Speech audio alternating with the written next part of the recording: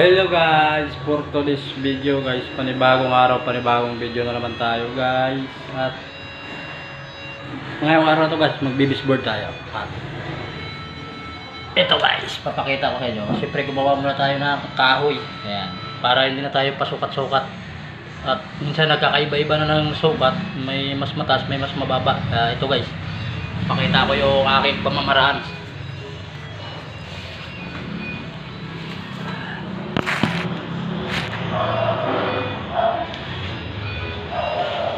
Ito guys, oh.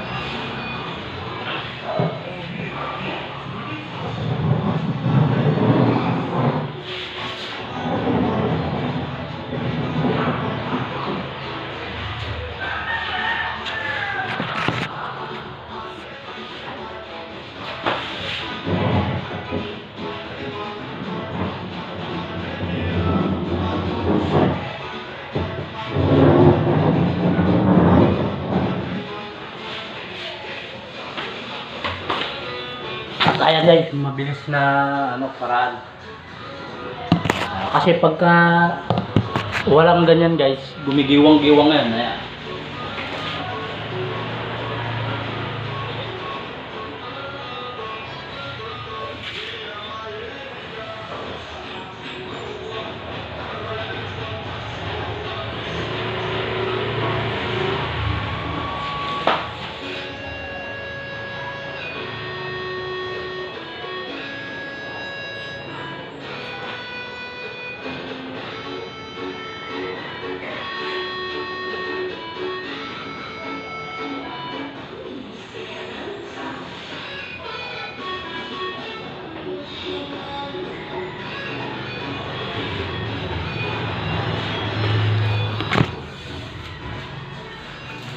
Guys, kita natin na mas malapit. Ayan.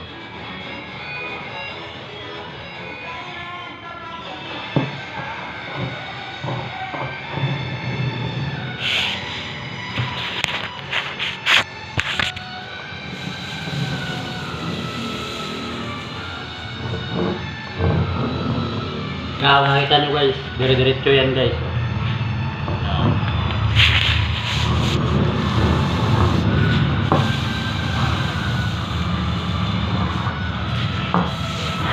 Ganyan ang ating pamamaraan guys sa pag-guhit ng mga baseboard.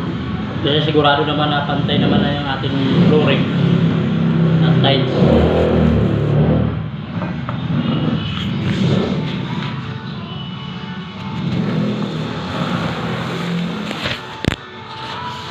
Ayan, kaya sa gusto ng ating pamamaraan, ito ang ating pamamaraan na mas mabilis. Ayan guys, may mga guhit na sa paikot. Ayan.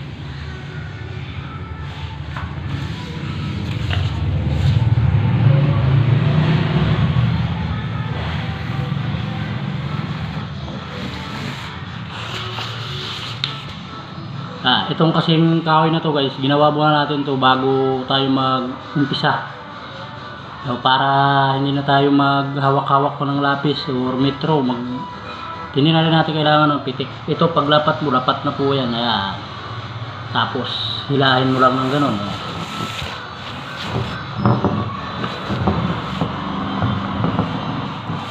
Ayan. Para lang tayo nyo naglalaro ng kutsi-kutsihan guys. Ayan.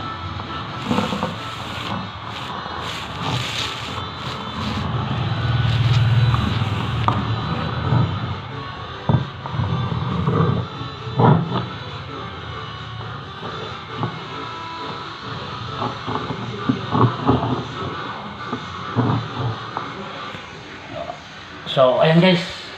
Okay na yung ating baseboard at pipinturahan na natin yan.